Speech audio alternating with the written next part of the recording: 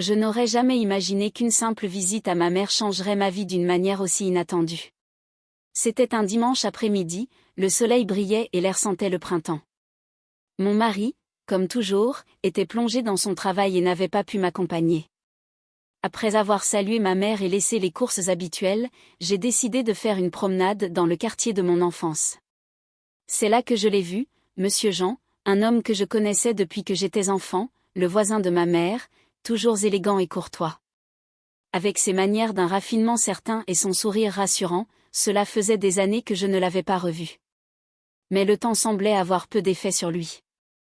Certes, ses cheveux étaient entièrement blancs, sa peau marquée par quelques rides de plus, mais son regard restait vif, plein de vie. « Emma, c'est bien toi » s'exclama-t-il avec surprise. J'acquiesçai avec un sourire, son enthousiasme à me revoir me flattait étrangement. Nous avons échangé quelques mots et, avant même de m'en rendre compte, j'étais assise à côté de lui sur un banc du parc, discutant comme si le temps n'avait jamais passé. Cette conversation qui ne devait durer que quelques minutes s'est prolongée pendant plus d'une heure. En parlant avec lui, j'ai ressenti quelque chose d'étrange, une sensation que je n'aurais pas dû éprouver. Quand je suis rentrée chez moi ce soir-là, je me sentais troublée. Mon mari était assis sur le canapé, absorbé par son téléphone, sans même lever les yeux lorsque je suis entrée. Autrefois, il m'aurait demandé comment s'était passée ma journée, mais désormais nos conversations se réduisaient à des banalités. Alors que je me préparais à aller me coucher, l'image de Jean continuait d'occuper mon esprit. Pourquoi cette conversation m'avait-elle laissé dans cet état d'euphorie, presque d'excitation? Après tout, ce n'était qu'un vieil homme, le voisin de ma mère, et pourtant, les jours passèrent, mais ce souvenir restait ancré en moi. Si bien que le week-end suivant, lorsque je suis retournée voir ma mère, j'espérais secrètement le revoir. Et ce qui arriva. Il était devant son jardin, en train de s'occuper de ses plantes. Lorsqu'il me vit, son visage s'éclaira et il me salua avec ce sourire qui, je le réalisais, m'avait manqué plus que je ne voulais l'admettre. « Emma, quel plaisir de te revoir » dit-il en posant ses gants de jardinage. Je restai quelques minutes à bavarder avec lui. Lorsqu'il m'invita à boire un café chez lui, j'acceptai sans hésiter. Une décision innocente, du moins c'est ce que je pensais. Mais lorsque je me suis retrouvée assise dans sa cuisine, à observer ses gestes assurés et la façon dont il me regardait pendant que nous parlions, j'ai compris que quelque chose avait changé. Il y avait une connexion que je n'aurais jamais dû envisager. Je ne comprenais pas pourquoi, mais le temps passé avec Jean semblait avoir une autre saveur. Chaque parole, chaque regard, chaque petit geste paraissait plus intense, plus significatif. Après ce café, j'ai commencé à trouver des excuses pour passer plus de temps dans le quartier de ma mère. Officiellement, je venais la voir plus souvent. En réalité, j'espérais croiser Jean, échanger quelques mots avec lui, ressentir à nouveau cette légèreté qui me manquait tant. Un jour, alors que je l'aidais à ranger d'anciennes photos dans son bureau, nos mains se frôlèrent. C'était un simple contact, mais cela me fit frissonner. Je levai les yeux vers lui et je vis qu'il avait lui aussi retenu son souffle. Ses yeux, d'ordinaire si paisibles, brillaient d'une intensité que je n'avais jamais remarquée auparavant. Je me sentis ridicule. Était-il possible d'être attiré par un homme qui avait presque 30 ans de plus que moi? C'était insensé, et pourtant mon cœur battait plus fort. À la maison, la situation avec mon mari continuait de se détériorer. Il était distant, absorbé par son travail, et semblait ne rien remarquer, même si je changeais de tenue ou de coiffure. Il ne me regardait même plus. Et pourtant, moi, je me sentais différente. Un soir, alors que nous dînions en silence, je le regardais et je ne ressentis rien. Pas de colère, pas de tristesse, juste une profonde indifférence. C'était bien ça le problème. Je me répétais que mon attirance pour Jean n'était qu'une passade, une illusion passagère. Mais alors, pourquoi continuais-je à chercher sa présence? Un dimanche après-midi, alors que j'étais chez ma mère, Jean me proposa une petite escapade en dehors de la ville. Il disait d'avoir besoin de compagnie et voulait me faire découvrir un parc qu'il aimait particulièrement. J'ai accepté sans même réfléchir. Nous avons passé la journée à marcher, à parler, à rire.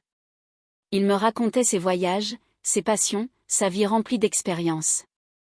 Moi, En revanche, je réalisais à quel point ma vie était fade en comparaison. J'avais l'impression d'exister sans vraiment vivre. À un moment, assise sur un banc, une brise légère fit voler une mèche de mes cheveux devant mon visage. Il tendit la main pour la remettre en place. C'était un simple geste, mais son toucher me fit frissonner. Nos regards se croisèrent, et dans ce silence, nous comprenions tous les deux que la frontière était de plus en plus fragile.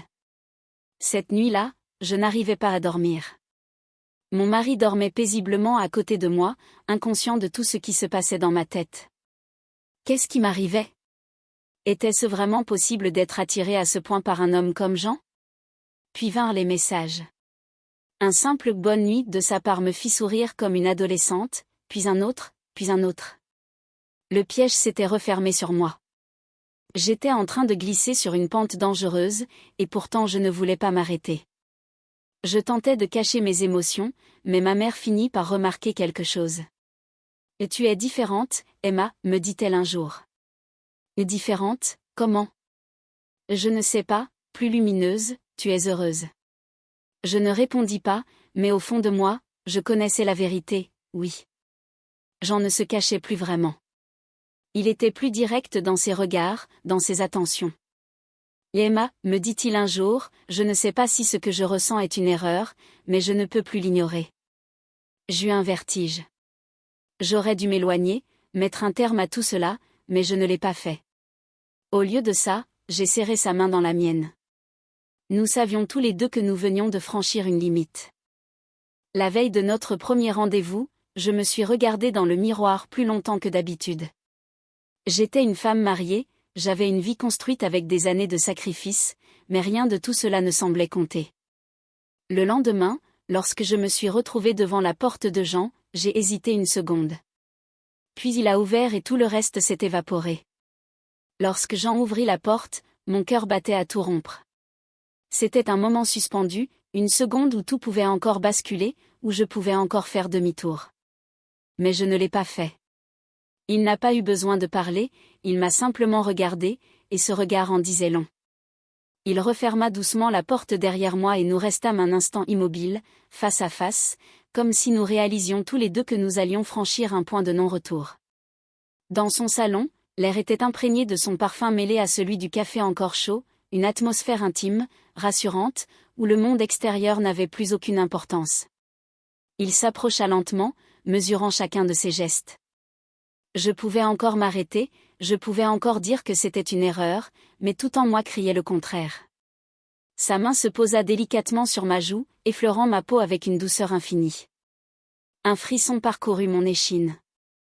Il me regardait comme personne ne m'avait regardé depuis des années, comme une femme désirable, vivante. Puis il se pencha vers moi lentement, me laissant le temps de m'éloigner si je le voulais, mais je n'en avais pas l'intention. Quand ses lèvres touchèrent les miennes, ce fut comme une délivrance, un baiser doux, d'abord hésitant, chargé d'émotions contenues depuis trop longtemps. Puis il devint plus profond, plus intense, comme si nous rattrapions le temps perdu. Ses bras m'entourèrent, m'attirant contre lui. Son étreinte était à la fois rassurante et brûlante. Rien dans ce moment n'était précipité. C'était une exploration lente, minutieuse, où chaque caresse avait un sens, où chaque frémissement révélait un désir enfoui depuis trop longtemps. Il me guida doucement vers le canapé, ses mains traçant des chemins invisibles sur ma peau. Mon corps répondait instinctivement au sien, comme si cette attente n'avait fait que nourrir une passion qui ne demandait qu'à s'exprimer. Ce n'était pas un écart de conduite irréfléchi, ce n'était pas une pulsion incontrôlée. C'était bien plus que cela. C'était un besoin vital, une respiration, une urgence de se sentir vivante à nouveau. Ses lèvres parcouraient mon cou, ses mains m'exploraient avec une lenteur qui me rendait folle. Chaque geste était empreint de maîtrise, d'une sensualité qui me faisait perdre pied. Je me laissais aller sans résistance, sans culpabilité. Il n'y avait plus de mari, plus de barrière morale, plus de passé ni d'avenir. Il n'y avait que nous, là, dans cet instant suspendu où le monde extérieur cessait d'exister. Et lorsque tout fut consommé, lorsque la passion se calma et que nous restâmes allongés l'un contre l'autre, silencieux, je pris enfin conscience de ce que je venais de faire, j'avais trahi mon mari. Et ce qui était encore plus troublant, c'est que je ne regrettais rien. Le matin, je me réveillais enveloppée d'une chaleur nouvelle.